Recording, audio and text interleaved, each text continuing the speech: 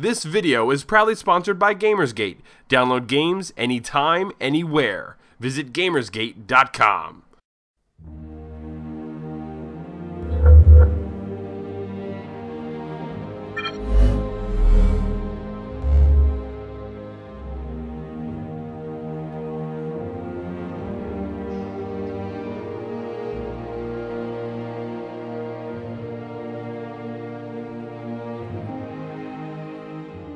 A little over 2 years after the original game was released to anticipating Civilization fans, Firaxis Games released the first major expansion to Civilization V, Gods and Kings.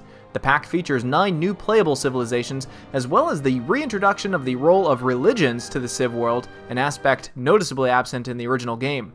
Players will immediately feel the contrast to the base game as the expansion revamps several of the game's core features, including diplomacy and the combat system.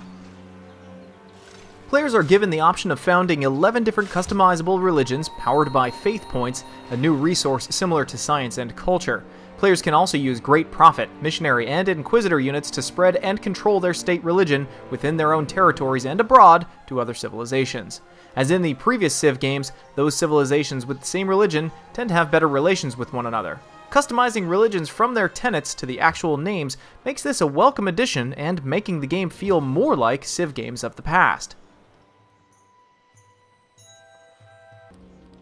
Diplomacy also received a bit of tweaking, as players are able to establish embassies in foreign territories.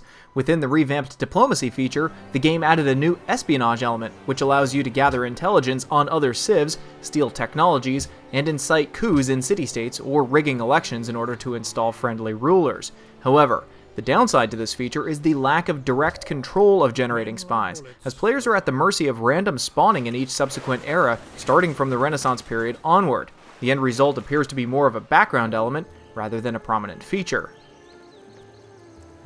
The independent city-states received some refinements, including new city types such as mercantile and religious, and a more varied quest system which provides players with different ways of gaining favor through trade, religion, and military assistance. Each city-state also has its own unique set of resources, which makes it all more beneficial to try to maintain good relations with them in order to gain access to those resources to build up your civilization. The revamping of the questing system certainly adds a nice bit of variety rather than the original "how much money can you give" concept for an unreliable and fickle ally at best.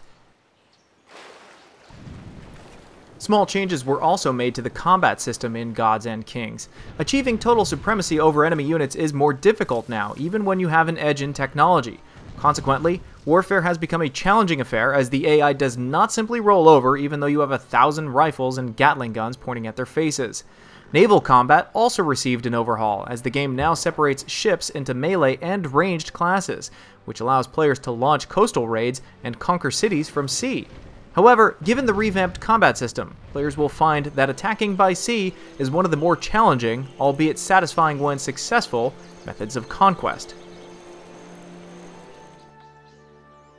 The additions and modifications of Gods and Kings are definitely much needed to enhance the overall experience of Civ 5.